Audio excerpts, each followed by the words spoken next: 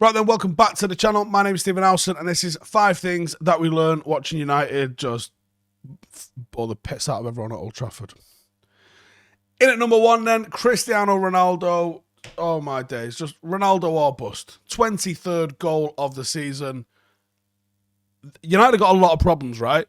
No doubt. United have got so many problems. Cristiano Ronaldo is not one of them. Oh my days. Only one to show a little bit of desire and a little bit of fight.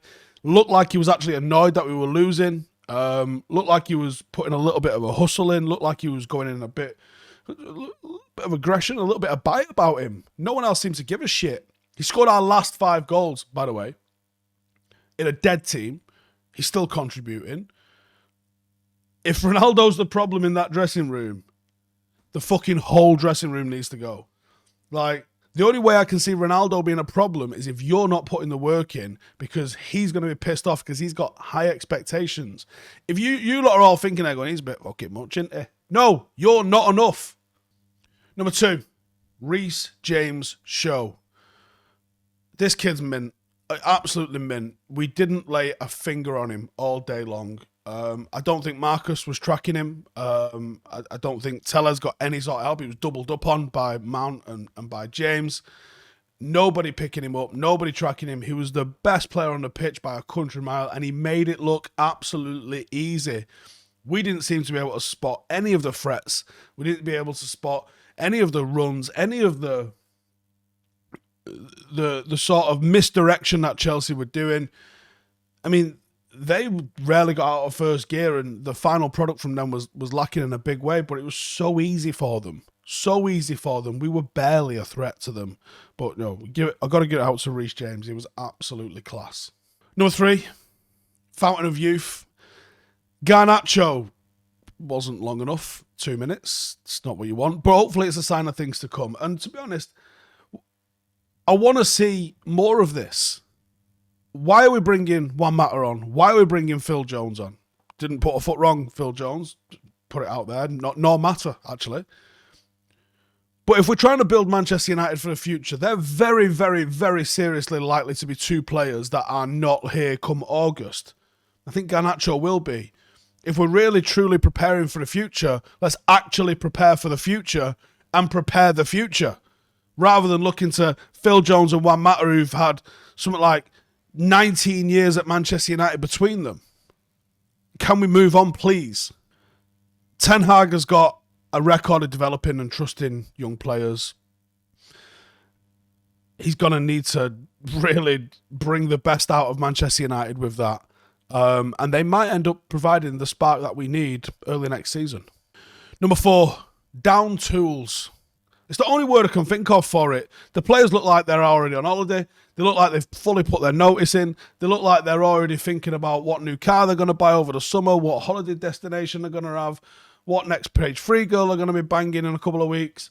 They don't care. There's a lot of players leaving. There's a lot of players on the injury table. There's a lot of players that I suspect aren't even injured. And they're just like, yeah, fuck it, I can't be arsed. We're pressing in 1s and 2s, which is awful. We're playing like a team who know our interim managers off to manage Austria. Everything that they do is all right. No one's holding them to account. The players that are leaving in the summer aren't even seemingly playing for moves, which makes no sense to me. A horrible set of twats.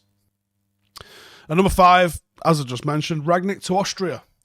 So Rangnick is to become the Austria manager, which broke literally just before the game. Suggestion is that it's not going to affect his consultancy role, but will it? I was really looking forward to having Ralph sticking around and be part of the revolution that I don't know what level of impact he's had in it, but I suspect if it was down to the United board solely, I'd be talking about Pochettino being our next manager.